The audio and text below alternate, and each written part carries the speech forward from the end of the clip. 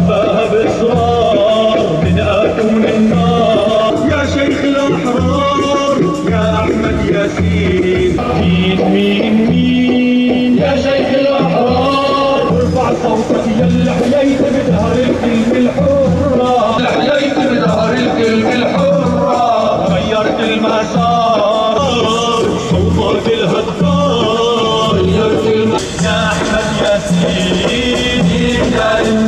Bismillahirrahmanirrahim. Siyonist terör rejimi 432 gündür Gazze'de Müslüman halkımıza bomba yağdırıyor, zulmünü sürdürüyor. Bu zulüm gören kardeşlerimiz inim inim inliyor. Bizler herhangi bir şey yapamıyoruz. Elinde imkan olan uluslararası kurumlar, halkın Müslüman olan yönetimler bir şey yapmıyor. Bu işgali, bu zulmü durdurmuyor. Gazze'li kardeşlerimiz çocuklarıyla, yaşlılarıyla, gençleriyle, kadınlarıyla bu zulme büyük bir sabır gösteriyor. Bombalarla evladı parçalanmış, bedeni parçalanmış anneler, beli bükülmüş yaşlılar, gençler hepsi hasbunallahu ve nimel vekil diyerek büyük bir sabır gösteriyor. Bu kardeşlerimiz bu zulme büyük sabır gösteriyor. Bizler ise yani insanlar olarak, Müslümanlar olarak bu kardeşlerimize yardım elini uzatmamız lazım. Kardeşlerimiz bizlerden yardım bekliyorlar. Umut Kervanı Vakfı olarak biz 7 Ekim'den sonra hemen yardım çalışmalarına başlattık. Halen Gazze'de Umut Kervanı Vakfı oraya yardımlarını ulaştırıyor.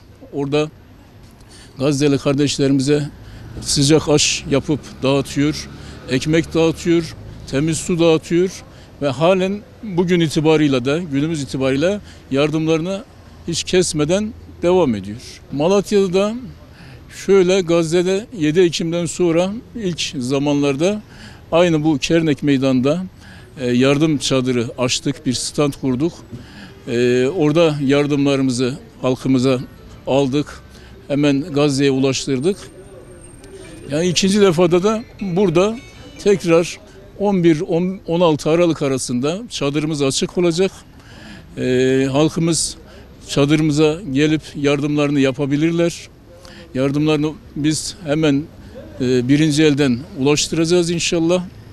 Yani bu Gazze çadırı farkındalık oluşturmak için halkımızla dayanışma içerisinde olmak ve Gazze'li kardeşlerimizi unutturmamak, gündemimizden kaldırmamak, onlara yanında olduklarını hissettirmek için bu Gazze çadırını, destek çadırını kurduk inşallah.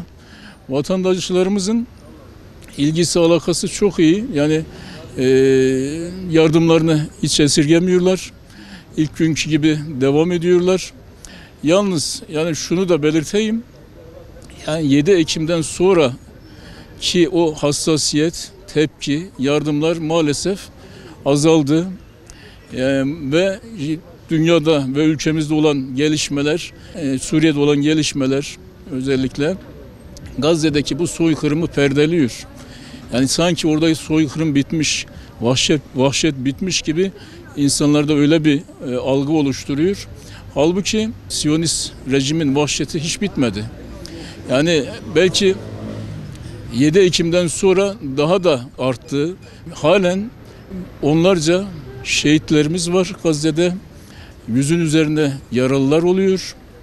Yani İsrail bombardımanı hiç son bulmadı. Yani biz bu kardeşlerimiz şu anda daha da yoksulluk içerisinde, yokluk içerisinde. Yani adeta Gazze'de sağlam bina kalmadı. Yani yaralıları tedavi edecek hastane, sağlık personeli kalmadı.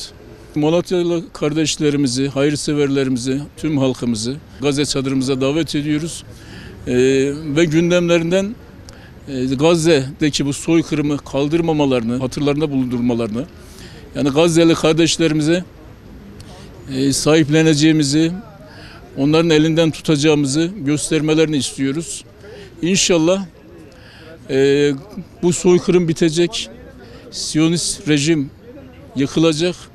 Yani bu Siyonist belasından, vahşetinden tüm insanlık, Müslümanlar kurtulacak Allah'ın izniyle diyorum. Meydanelerinle, Uşak kölelerinle, İngiliz köpeğinle, cehenneme İsrail, cehenneme İsrail, Troll gibi kişiyle, Netanyahu, cehenneme İsrail, cehenneme İsrail, kahrolsun İsrail, kahrolsun İsrail, kahrolsun İsrail. Seni çok iyi